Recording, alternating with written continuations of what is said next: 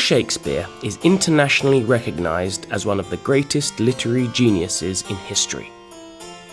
Although he died nearly 400 years ago, his plays and poetry are still studied by 50% of all school students around the world, both in his native English and in translation, and his writing has shaped the English language we know today. But despite the global recognition of his work, very little is known for certain about the life of William Shakespeare. Most of the information we have about Shakespeare's life comes from his time living in the small town of Stratford-upon-Avon in England. Today, Stratford is a town dedicated to Shakespeare's life and work. It's home to Shakespeare's birthplace and museum, and the Royal Shakespeare Theatre. Visitors come here from all over the world to learn more about Shakespeare's life, and to experience his plays being performed live by some of the best Shakespearean actors in the world, the Royal Shakespeare Company. So, what do people think they know about Shakespeare's life? We studied him for GCSE, but apart from that, you don't really learn much about his life. No, you learn about like his works, like Macbeth and Romeo and Juliet, King Lear. King Lear. Yeah. But you don't really learn about him as a person. No. He was born in Stratford-upon-Avon, I know that much, that's why we're here to have a look. He was a playwright, wrote loads of plays, and married Anne Hathaway. Did he? Yeah, he did. And that's it. He was a playwright and an actor, and he's from Stratford-upon-Avon, and he moved to London from a young age. And there's a few years of his life, I believe, where we don't know what happened to him, 6 or 7 years missing, where we don't know what he did or where he was. Well, he was born here in Stratford. And he lived in London for quite a long time, where he wrote plays and ran the company for the Globe Theatre. He had twins. Can't remember who was he married to? Anne Hathaway. Oh, yeah. He was married to Anne Hathaway. We went to her cottage last year. Yeah, that was good.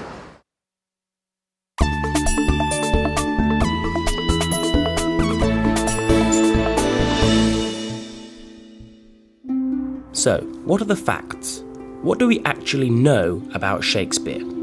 William Shakespeare was born on the 23rd of April, 1564, in this house in Stratford-upon-Avon. His father, John, was a successful glove maker and had a workshop in the house. William was one of 8 children, 4 boys and 4 girls. He went to school in Stratford, but he'd left school by the age of 16. At 18, William married the 26-year-old Anne Hathaway, and they had 3 children, a daughter, Susanna, and twins, Hamnet and Judith. Hamnet died when he was just 11. We know that in 1592, Shakespeare was living in London. He was writing plays and acting in theatres like the famous Globe Theatre.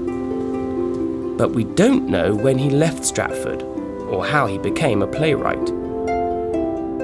At this time, the theatre was extremely important, and by the time he died in Stratford at the age of 52, Shakespeare was a successful and wealthy man. His 37 plays had been performed for audiences from royalty to the poor in theatres in London and around the country. The Globe used to be one of the biggest theatres in London, and since its restoration in 2000, audiences here have been able to experience what going to the theatre used to be like 400 years ago. It was a very different experience, as Jackie O'Hanlon from the RSC explains. Theatre in Shakespeare's time was an incredibly popular form of entertainment. There wasn't anything else. There was no television. Everybody went to the theatre. Everybody. The tickets were cheap. All kinds of society, all kinds of people would be in a theatre together watching the play. The Globe held an audience of up to 3,000. They were really big events, and they were the kind of thing that you would take an afternoon off work to go to. In Shakespeare's time, the audience misbehaved, it shouted out, it threw things at the actors. Another difference is that women did not perform on stage when Shakespeare was writing plays. The other crucial difference about theatre in Shakespeare's time was that it happened during the day. So evening performances couldn't happen because it was dark. So a lot of performances happened in the daytime, outside.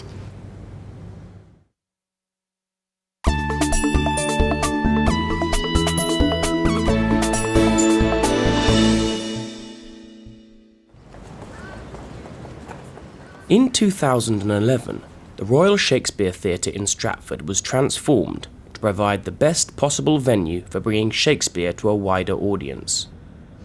In this new Royal Shakespeare Theatre, everything is brought much closer together. So the furthest seat from the stage is 15 metres away. In the old theatre, it was 24 metres. So a really big difference. We wanted to create a sense that the audience and the actors are in the same room, that we're sharing this story together. The Royal Shakespeare Company also works hard outside of the theatre to bring the work of Shakespeare to modern audiences in new and unusual ways. Last year, we launched a Twitter play called Such Sweet Sorrow, based around Romeo and Juliet. 5 actors played 5 key characters from the play and tweeted in 140 characters over a 5-week period their journey through the play Romeo and Juliet, but in modern language. It created this enormous new audience for Shakespeare, and that's what we're trying to do all of the time, is surprise audiences by who Shakespeare is and what he was writing about.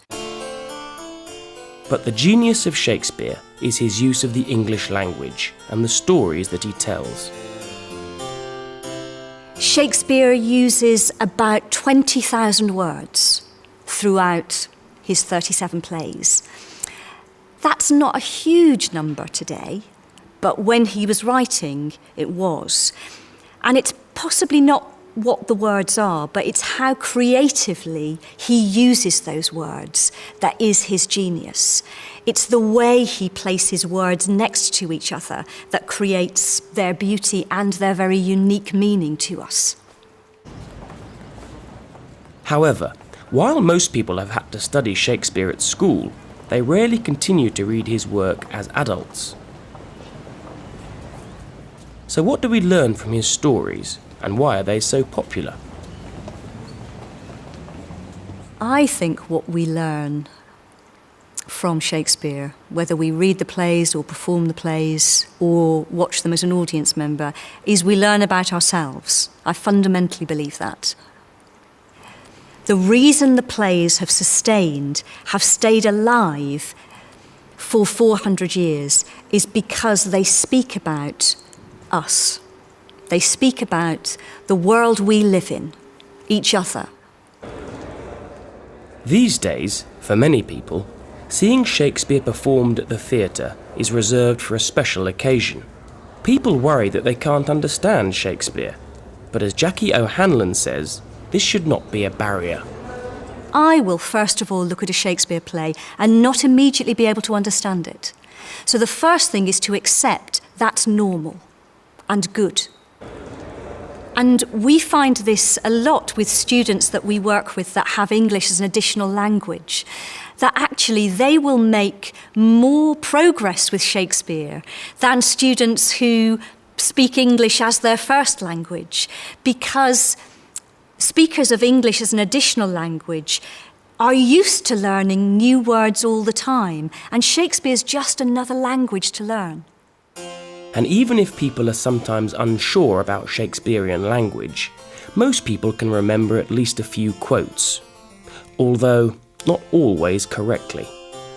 Tomorrow and tomorrow and tomorrow. To be or not to be, that is the question, whether 'tis noble in mind to suffer the slings and arrows. Oh, reason not the need. That's a good one when you're shopping. From King Lear. All's well that ends well. how sharper than a serpent's tooth it is to have a thankless child.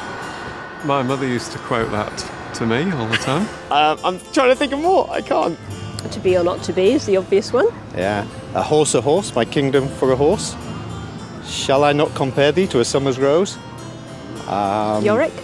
Oh, alas, I knew him so well. Yeah. If music be the food of love, play on.